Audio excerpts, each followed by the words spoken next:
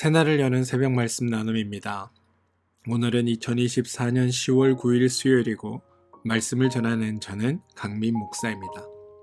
오늘 우리가 함께 나눌 말씀은 열왕기 하 25장 1절로부터 7절까지 말씀입니다. 열왕기 하 25장 1절로부터 7절입니다. 시드기야 제9년 열째 달 10일에 바벨론의 왕 느부갓네살이 그의 모든 군대를 거느리고 예루살렘으로 치러 올라와서 그 성에 대하여 진을 치고 주위에 토성을 쌓음에 그 성이 시드기야 왕 제11년까지 포위되었더라. 그의 넷째 달 9일에 성중에 기근이 심하여 그 땅 백성의 양식이 떨어졌더라. 그 성벽이 파괴되매 모든 군사가 밤중에 두 성벽 사이의 왕의 동산 견문길로 도망하여 갈대아인들이 그 성읍을 에워쌌으므로 그가 아라바 길로 가더니 갈대아 군대가 그 왕을 뒤쫓아가서 여리고 평지에서 그를 따라잡음에 왕의 모든 군대가 그를 떠나 흩어진지라. 그들이 왕을 사로잡아 그를 리블라에 있는 바벨론 왕에게 끌고 가매 그들이 그를 신문하니라. 그들이 시드기야의 아들들의 그의 눈앞에서 죽이고 시드기야의 두 눈을 뺏고 놋사슬로 그를 결박하여 바벨론으로 끌고 갔더라. 열왕기하 25장 1절로부터 7절까지 말씀입니다. 드디어 우리는 열왕기하의 마지막 장에 이르렀습니다. 오늘 그리고 내일이면 이 열왕기의 하가 마무리될 것 같습니다. 저는 여러분들이 이 열왕기하를 읽으시면서 또 들으시면서 어떤 생각들을 하시며 말씀을 들으셨는지 모르겠지만 우리가 열왕기상과 열왕기하를 통해 살펴본 건 우리의 책임자 되시고 인도자 되신 하나님에 대한 것들이었습니다. 저는 그 부분들이 여러분들에게 기억에 남길 소망합니다. 이스라엘의 역사, 어떤 왕이 무슨 일을 했고 어떤 왕이 어떤 일을 행했는가 보다 이스라엘을 책임지시는 분은 하나님이시고 또한 그 하나님이 우리의 삶의 주인 되시며 우리의 삶의 왕 되시며 우리를 책임지신다라는 고백이 말씀을 듣고 여러분들의 입에서 터져나오게 되길 주님의 이름으로 소망합니다. 말씀 함께 보겠습니다. 남유다의 마지막 왕은 시드기야 왕입니다. 아직 나라가 패망하진 않았지만 이미 여호아스 시대부터 나라의 주권은 이방의 손에 들어가 있었습니다. 그래서 애굽이 여호아스 왕을 애굽으로 잡아가고 대신 여호야김을 허수아비 왕으로 세워놓았습니다. 여호야김은 11년을 통치하고 죽는데 왕이 될 때의 나이가 25세였으니까 죽을 때의 나이가 36세밖에 되지 않습니다. 이어서 여호야긴이 18세의 왕이 되는데 불과 석 달 만에 바벨론의 공격을 감당하지 못하고 바벨론의 포로로 잡혀갑니다. 여호야긴은 포로 생활 중에 많은 세월을 감옥에 있었던 것 같습니다. 그러다가 나중에 옥에서 풀려나와 비록 포로이기는 하나 약간의 지위를 회복하고 바벨론에서 나름 대접을 받은 것 같습니다. 바벨론이 여호야긴을 포로로 잡아가는 대신에 유다의 왕으로 세운 사람이 시드기야입니다. 이 시드기야가 유다의 패망할 때의 왕, 유다의 마지막 왕인 겁니다. 바벨론의 간섭을 받았는지 보호를 받았는지 여하튼 시드기야는 21세의 왕이 되어 11년간을 다스립니다. 시드기야는 바벨론에 의해 왕이 되었으니 친바벨론 정책을 사용하였고 바벨론의 지시와 명령을 따라야 했습니다. 그런데 24장 20절 끝을 보면 시드기야가 바벨론 왕을 배반하니라 라는 이야기가 나옵니다. 아마 처음에는 바벨론의 지배를 받고 바벨론이 원하는 대로 바벨론과 관련하여 친바벨론적인 정책을 폈을 겁니다. 그런데 중간에 상황이 변화가 생깁니다. 시드기야로서는 새로운 도전을 할 때라고 판단했던 것 같습니다. 국제 정세가 혼란스러웠기 때문에 그렇습니다. 그래서 시드기야는 바벨론을 배반하기로 결정하고 바벨론을 배반하는데 불행하게도 이 배반이 실패로 끝이 난 겁니다. 그리고 이 배반의 결과는 매우 혹독하였습니다. 25장 1절로부터 보시면 시드기야 제9년 열째 달 10일에 바벨론의 왕 느부갓네살이 그의 모든 군대를 거느리고 예루살렘으로 치러 올라와서 그 성에 대하여 진을 치고 주위에 토성을 쌓음에 그 성이 시드기야 왕 제11년까지 포위되었더라라고 고백됩니다. 시드기야로서는 용케도 바벨론의 전면적인 공격에 3년을 버팁니다. 그러나 그것이 시드기야의 한계였습니다. 3절 이하를 보시면 그의 넷째 달 9일에 성중에 기근이 심하여 그 땅 백성의 양식이 떨어졌더라. 그 성벽이 파괴되매 모든 군사가 밤중에 두 성벽 사이의 왕의 동상 견문길로 도망하여 갈대아인들이 그 성읍을 에워쌌으므로 그가 아라바 길로 가더니 갈대아 군대가 그 왕을 뒤쫓아서 여리고 평지에서 그를 따라잡으매 왕의 모든 군대가 그를 떠나 흩어진지라. 그들이 왕을 사로잡아 그를 림나 있는 바벨론 왕에게 끌고 가매 그들이 신문하니라 라고 되어 있습니다. 도망하다가 잡혔다라는 겁니다. 꼴이 말이 아닙니다. 왕이 도망하다가 잡혀 신문을 받습니다. 어차피 바벨론에 의해 왕이 되었으니 바벨론의 속국이나 마찬가지였지만 그래도 아직 국가라는 명분은 있었는데 이 배반의 결과로 아예 이 국가마저도 사라져 버리게 된 겁니다. 이제부터는 공식으로 나라가 패망한 겁니다. 이제 남은 것은 정령군의 강포한 행위와 패한 백성들의 험난한 삶만이 남았습니다. 7절 그들이 시드기야의 아들들을 그의 눈앞에서 죽이고 시드기야의 두 눈을 빼고 놋사슬로 그를 결박하여 바벨론으로 끌고 갔더라. 시드기야의 선대왕이 여호야긴이었는데 왕이 된 지 석 달 만에 바벨론의 포로로 잡혀갑니다. 그런데 시드기야 왕도 눈이 뽑혀진 상태로 포로로 잡혀갑니다. 왕 2명이 연달아 모두 바벨론으로 잡혀간 겁니다.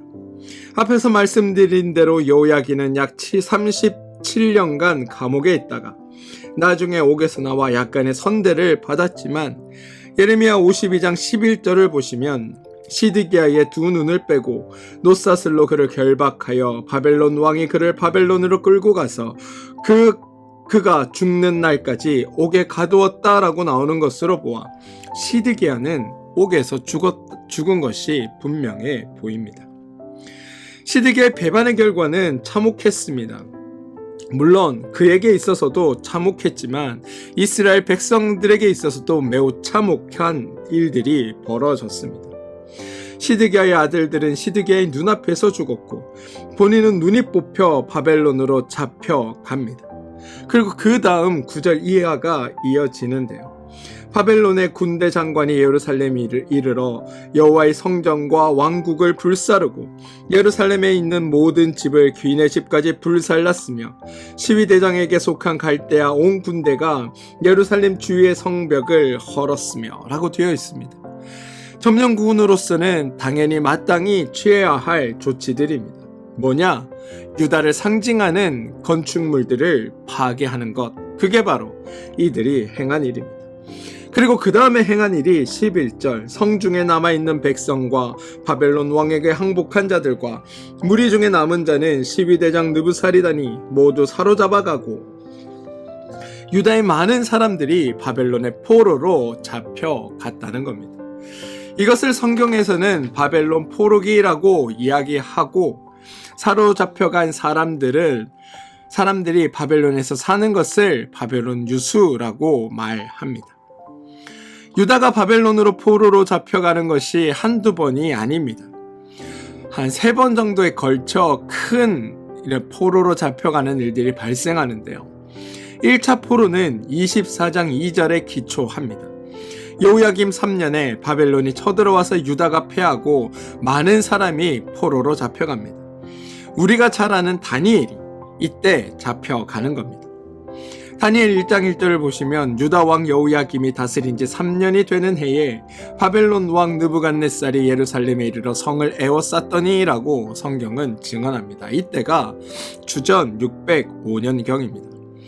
2차 포로는 24장 8절 이하에 근거합니다. 여호야긴이 통치하던 시기입니다. 이때에 우리가 잘 아는 에스겔이 잡혀간 것으로 보입니다. 에스겔서 1장 2절을 보시면 여호야긴 왕이 사로잡힌 지 5년 그달 초닷새라 갈대아 땅 그발 강가에서 여호와의 말씀이 부시의 아들 제사장 나 에스겔에게 특별히 임하고 여호와의 권능이 내 위에 있으니라. 이때가 주전 597년경입니다. 그리고 3차 포로가 25장 이하이고 이때가 주전 586년입니다. 다시 말해 나라가 패망하면서 많은 백성들이 자기의 나라를 떠나서 전리품으로 상대방 국가에 끌려간 일이 이스라엘의 패망의 끝이었다는 겁니다. 그런데 여러분, 제가 말씀을 묵상하여 주목하여 본 부분은 사실 이러한 역사적 사실이 아닙니다. 열왕기하 17장에서 북왕국 이스라엘이 패망하고 25장에서 남왕국 유다가 패망하는데 여러분, 이 두 나라의 패망을 소개하는 본문에 유독 자주 등장하는 표현이 있습니다. 그게 뭐냐면 바로 배반이라는 단어입니다. 열왕기하 17장 4절을 보시면 이스라엘의 마지막 왕인 호세아가 나오는데 거기에 보면 해마다 하던 대로 아수르 왕에게 조공을 드리지 아니하며 아수르 왕이 호세아가 배반함을 보고 그를 옥에 감금하여 두고라고 나옵니다. 호세아가 아수르를 배반한 결과로 북왕국이 망했다라는 겁니다. 뿐만 아닙니다. 열왕기하 18장 7절을 보시면 유다의 히스기야 왕에 관한 이야기가 등장하는데 여호와께서 그와 함께 하시며 그가 어디로 가든지 형통하였더라. 저가 아수르 왕을 배반하고 섬기지 아니하였고 라고 되어 있습니다. 그런데 이 배반으로 말미암아 히스기야는 아수르에게 아주 곤란한 경우를 겪게 됩니다. 화친을 위해 성전의 은금을 털어다 주기까지 해야 했습니다. 그리고 24장 1절을 보시면 여호야김 시대에 바벨론의 왕 느부갓네살이 올라오매 여호야김이 3년간 섬기다가 돌아서 그를 배반하였더라. 이 배반으로 유다의 1차 포로기 사건이 일어납니다. 그 다음이 24장 20절 끝에 시드기야가 바벨론 왕을 배반하니라이고 이 배반으로 유다가 패망하고 3차 포로 사건이 일어납니다. 그리고 이미 확인하신 대로 이 배반들의 결과는 참으로 혹독하고 참담했습니다. 성경을 읽는 많은 분들이 오해하고 있는 장면이 바로 여기에 등장하기도 하는데요. 북왕국의 아수르를 배반했다가 아수르에 망했고 남왕국의 바벨론을 배반했다가 바벨론에 의해 망합니다.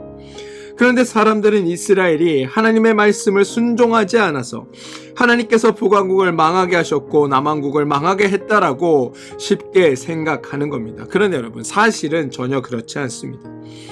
이스라엘이 하나님을 배반한 것이 한두 번이 아니고 어제 오늘이 아닙니다.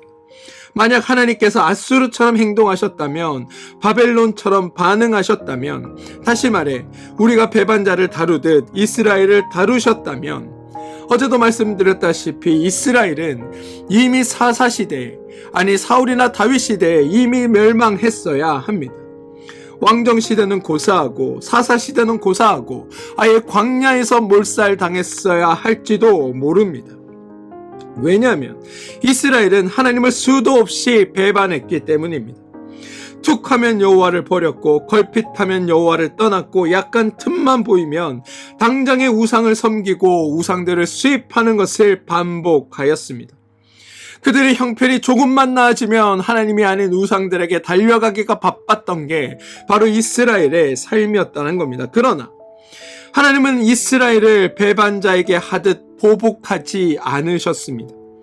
하나님은 이스라엘의 하나님이셨고 이스라엘의 왕이셨고 이스라엘의 책임자셨고 이스라엘의 보호자셨기 때문입니다. 그리고 하나님은 그 일들을 이스라엘의 그 수많은 배반과 배덕과 악덕에도 불구하고 그 일들을 신실하게 지켜내 나가셨습니다. 여러분, 이스라엘이 망한 건 하나님께서 이스라엘을 망하게 하셨기 때문이 아니라 그런 하나님이 있음에도 불구하고 그들은 자신들의 하나님이요 왕이신 여호와를 버리고 자신들 스스로 옳다고 여기고 자신들 스스로 지혜롭다고 여긴 길을 선택하여 갔기 때문에 일어난 일이라는 겁니다.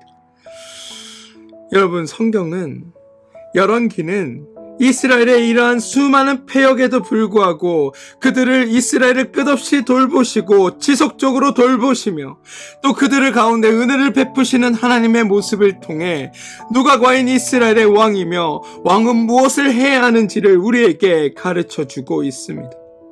저는 말씀을 통해 여러분들이 이스라엘의 왕의 족보와 무슨 계보와 좋은 왕이 누구고 악한 왕이 누구고 이런 것들을 판단하는 것을 배우는 것이 아니라 하나님께서 이스라엘을 어떻게 도우시며 어떻게 살피셨으며 또한 그들 가운데 왕으로서의 역할이 무엇인지 그 하나님이 나의 삶에는 어떻게 일하시고 반응하고 계신지를 발견하는 것에 여러분들이 더 많은 신경과 많은 관심을 쏟기를 소망합니다. 그리고 이 열왕기서를 통해 그런 하나님을 발견하게 되길 원합니다. 사랑하는 성도 여러분, 우리가 성경이 고백하는 이런 역사적 기술을 통해 발견하고 알아야 할 것은 하나님만이 우리의 왕이시고 하나님만이 우리의 보호자 되신다라는 사실을 깨닫고 발견하는 겁니다. 저는 여러분들이 이 성경의 말씀을 통해 그래, 하나님이 그럼에도 불구하고 나를 사랑하시는구나, 그럼에도 불구하고 나를 지키시는구나, 그럼에도 불구하고 나를 붙드시는구나 라고 발견하게 되고 그 하나님 앞에 여러분의 마음을 돌이켜가는 일들이 있게 되길 소망합니다.